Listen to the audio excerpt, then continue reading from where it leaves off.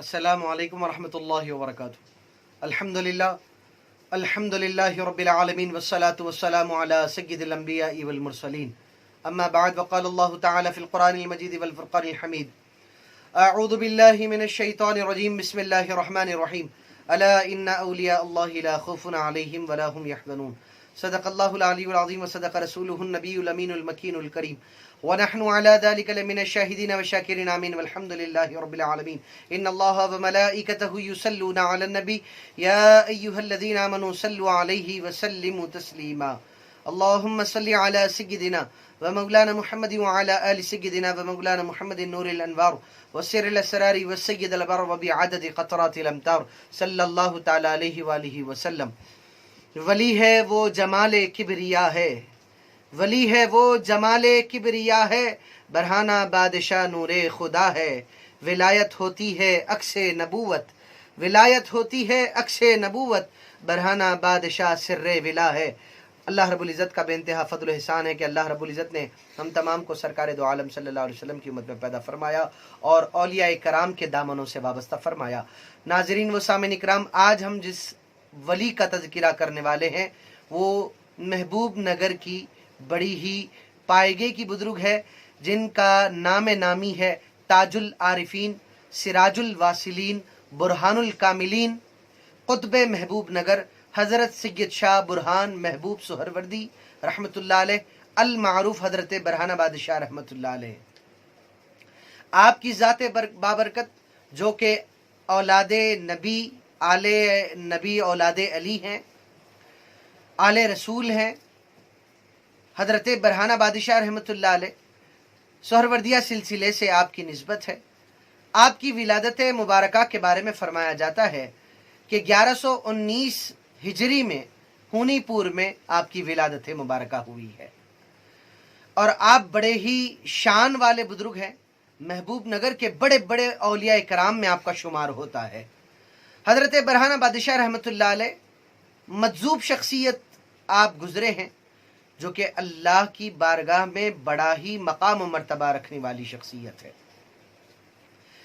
آج بھی آپ کی بارگاہ مبارکہ محبوب نگر میں واقع ہے، اور کئی عاشقان اولیاء آپ کی مزار پر حاضری دے کر اپنی مرادوں کو برلاتے ہیں، اللہ کی بارگاہ سے اپنی مرادوں کو پاتے ہیں۔ ناظرین و سامعین کرام، حضرت برہانہ بادشاہ رحمۃ اللہ علیہ کے بارے میں تھوڑا سا ہم تذکرہ کرتے ہوئے چلتے ہیں کہ حضرت برہانہ بادشاہ رحمۃ اللہ علیہ کو برہانہ کیوں کہتے ہیں؟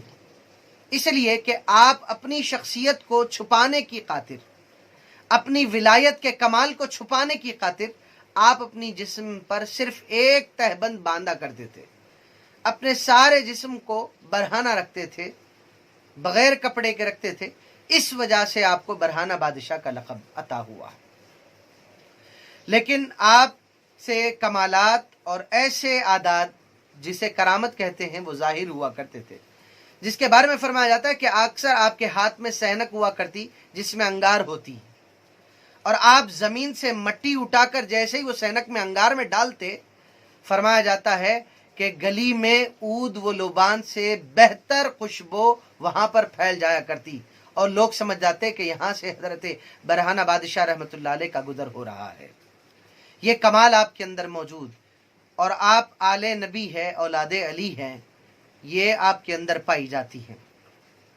اور فرمایا جاتا ہے کہ آپ کے پاس جلالی صفات بھی پائے جاتے ہیں، کہ فرمایا جاتا ہے کہ حضرت برہانہ بادشاہ رحمۃ اللہ علیہ کسی گھاس کے ڈھیر پر پھونک مارتے تو فرمایا جاتا وہاں پر آگ لگ جاتی، پھر آپ پھونک مارتے تو وہ آگ بجھ جایا کرتی۔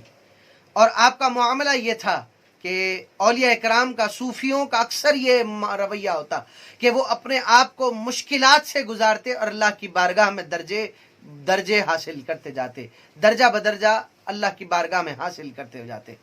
حضرت برہانہ بادشاہ رحمۃ اللہ علیہ کے بارے میں فرمایا جاتا ہے کہ آپ کانٹوں پر آرام فرمایا کرتے تھے۔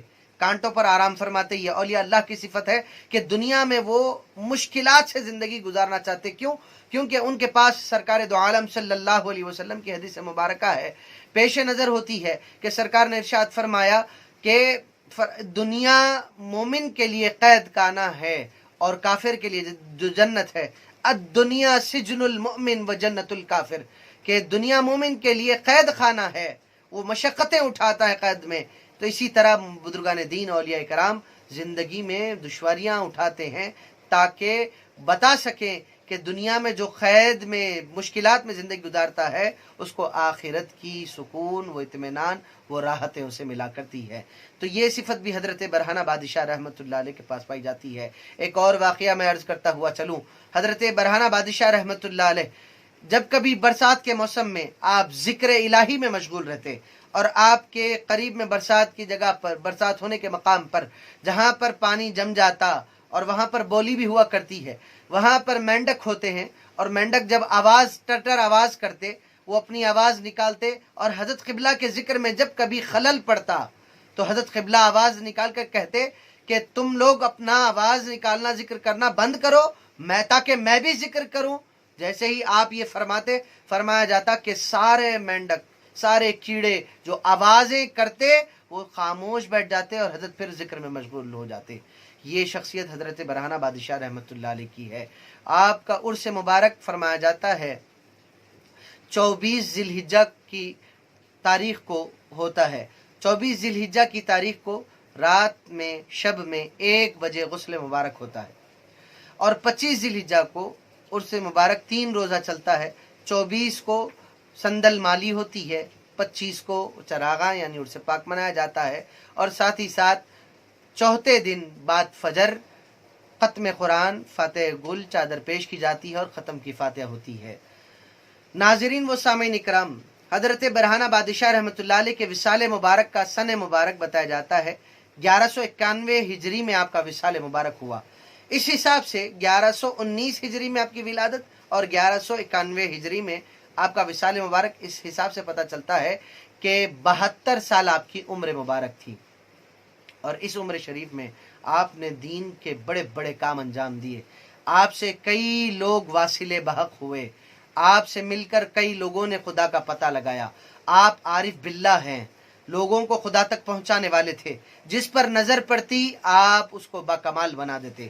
جو بھی ارادہ لے کر بندہ آپ کے دربار میں آتا، بیماری لے کر آتا، کچھ بھی لے کر آتا، اللہ رب العزت حضرت برہانہ بادشاہ رحمۃ اللہ علیہ کے صدقے میں اس کی دعائیں قبول فرما لیا کرتا. اور یہ معاملہ ہے کہ آج بھی عرس مبارک بڑی دھوم دھام سے منایا جاتا ہے. ذی الحجہ کی 24، 25، 26 اور 27 4 روزہ عرس مبارک ہوا کرتا ہے. اور فرمایا جاتا ہے حضور نظام کے دور میں بھی حضور نظام کی طرف سے سرکاری طور پر سندل مبارک پیش کیا جاتا تھا.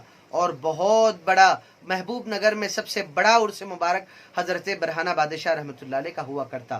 یہ فرمایا جاتا ہے. اور حضرت برہانہ بادشاہ رحمۃ اللہ علیہ کی شخصیت بڑی ہی باکمال ہے. آج بھی ان کے آستانے سے لوگ فیضیاب ہو رہے ہیں، ہوتے آ رہے تھے، اور قیامت تک یہ آستانوں سے لوگ آباد ہوتے رہیں گے. اللہ رب العزت سے دعا ہے کہ جو کچھ کہا گیا، سنا گیا، کہنے سننے سے زائد عمل کرنے کی توفیق عطا فرما. اولیاء کرام کا فیضان ہم تمام پر جاری و ساری فرما. وصلی اللہ تعالی علی خیر خلقہ ونور عرشہ سیدنا محمد وعلی آلہ واصحابہ اجمعین والحمد للہ رب العالمین.